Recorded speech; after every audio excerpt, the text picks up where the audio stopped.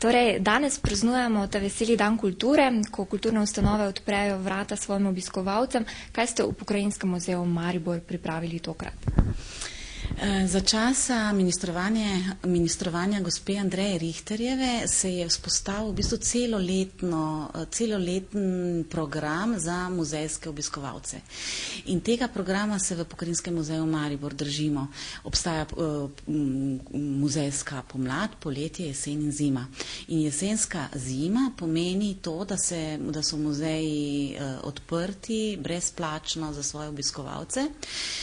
Tako v Pokrajinskem muzeju nudimo stalno razstavo in pa razstavo Zlata 50 za naše obiskovalce brezplačno. Kljub temu, da mislimo, da je vstopnina na naše razstave nizka, opažamo porast obiskovalcev v času tega veselega dne in v bistvu iz tega sklepamo o socialnem položaju Mariborčanov. Tudi Umetnostna galerija Maribor se je pripravila na ta veseli dan kulture.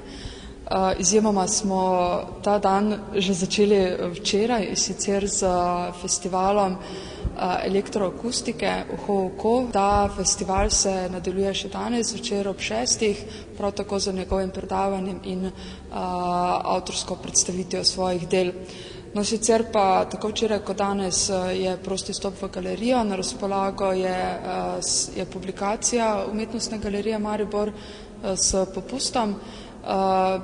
Pripravili smo tudi pogovor z pisateljem Tonetom Partličem in v popoldan ob 4:30, torej 16:30 uri, je še družinska delavnica, na kateri bomo skozi igro družine popeljali skozi razstavo del iz stalne zbirke. Tudi tokrat smo kot vsako leto odprli naša vrata, torej vstop na vse razstave, ki so trenutno na ogled muzeju, je prost. Imeli smo že kar nekaj skupin, tako da je očitno odmevna akcija.